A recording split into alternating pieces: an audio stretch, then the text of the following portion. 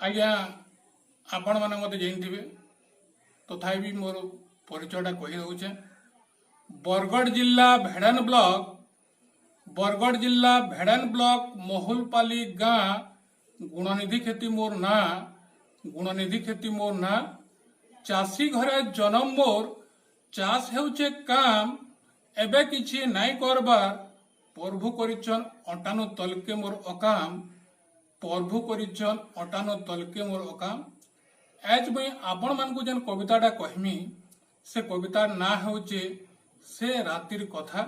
एटा गोटे पैंधरा विषय ऊपर लेखा हेचे। आरी कविताटा सुनले आपण मानकु भल लागबा और समाज के किछि गोटे शिक्षा मिलवा बोली करी मुई भाबुछे। मुई वर्तमान कविताटा कहूचे। कोयरी मुड़ी बिन्हन्नाती लमा लमा बाल दिहे काती दुई बटिया न बुलसी राती और कुला एडे तार मुहु पाटी हावड़े जे पड़वा तार से नाई पाए आरु पार बुढ़ा हेउ पिला गिलबा ताहाके टुण करी मेला लुक्कर कथाती पड़ब नहीं काहर कथा के डरब नहीं रात रात गली दुई बटिया के मुई और केभे नहीं देखी कोयरी मुड़ी बुई चाष होइतिला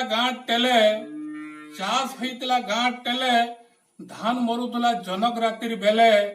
धान मरबा खेत के नहीं गले और अधराती किए बसीथिला तो फलसा तले धक धकाला फक फकाला छाती छुचाती डंकी आला करी पकाली बाती सांप बोलुचे मुई अंधार राती और फलसा तले किए थिला तो चेती मूर्छी देली जीवन के दौड़ी गली गछर पाक के ऊंचाली कुड़ीर फसा और डरर मारे किए पलाला खसखसा बुल्ली बेरे घाई हेछे मेला सबु पाइन तो डुगरुर खेते थिला फिल्ला बेले दुई बटिया बाटे जलुथुला तो तले डिबरी उपरे लाइट छाटे चमकी पड़ली डरर मारे गोड़गला मोर बसी भाबली मने नाई पारे के आसी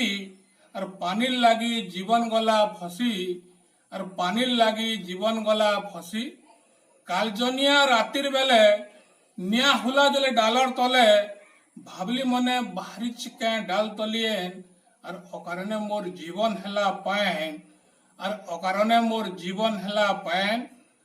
दौड़ी गली कोड़ के नहीं दी ओड़ा दली डाले कचड़ई दोदा बोली छाले रड़ी और डरी करी तले गले पड़ी इमाने थिले कोएटू मिटू नाई कहबार के कहले बाटू सकाले मते डुगरू देखला और नाई कहन माफी मागला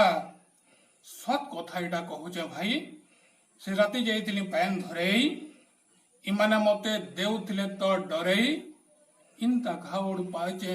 मुई चासी हई